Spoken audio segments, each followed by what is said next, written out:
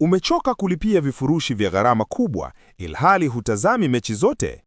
Acha kupoteza pesa zako. Kwa 5,000 tu, pata mechi zote duniani pamoja na channels za DStv, Azam TV na Ligi Kuu ya Tanzania moja kwa moja kwenye simu yako. Mahali popote, muda wowote, bila stress. 5,000 ina sawa na mwezi mmoja. 10,000 ina sawa na miezi miwili. Wasiliana nasi WhatsApp kwa 0659 387 069. Rudia 0659 387 069. Soka ni kwetu, burudika kiganjani kama boss. Yes, kwa hili swala tafsiri ya moja kwa moja ni kwamba dua ya Young Africans imejibiwa dhidi ya National Al Ahly. Ni kwamba malengo na mipango na ndoto na falsafa mawazo ya Young Africans yamejibiwa, kwa sababu tayari tumeshuhudia kwamba Young Africans yuko kwenye mstari mwekundu wa kuondoshwa katika michuano ya ligi ya mabingwa barani Afrika katika hatua ya makundi. Hilo hatukatai. Akiwa tayari ameshacheza michezo 5, huku akiwa ameshinda mchezo mmoja, akiwa amesali michezo miwili, na akiwa amepigika michezo miwili. Hesabu inakuwa kama ipo balanced, huku aliyo juu yake ana alama 8, yeye akiwa na alama 5.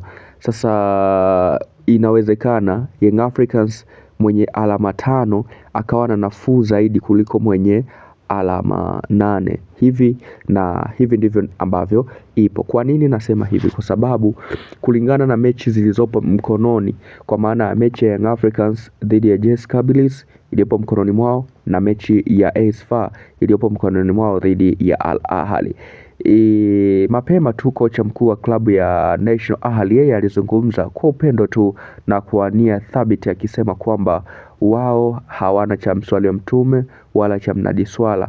Their project ni kwamba wanahitaji kutoka nafasi ya kwanza dhidi ya AS FAR Rabat. Ndio kuna alama zao 3 za kuvuna alama nyingi zitakazowapa tiketi nzuri ya kuwa nafasi ya kwanza na kupata unafuu katika hatua ya robo finali. Otherwise kwamba wapigane katika mechi hiyo ya mwisho, kwa sababu ile ya JS walitakiwa kushinda lakini ilishindikana, wakatoka sare, jambo ambalo lilileta ugumu kwenye ile mechi yao. So wanachotakiwa Young Africans kukifanya ni kuhakikisha mechi yao dhidi ya JS Kabylie wanashinda, ili watakaposhinda ile mechi basi iwe rahisi, wasiangalie matokeo ya Al Ahly, kwa sababu Al Ahly yeye ameswear to God kwamba wapo lazima washinde ile mechi, lazima kushinda kwa sababu wanazitaka 3, huku Young Africans anatakiwa kushinda pia goli 3 dhidi ya JS Kabylie.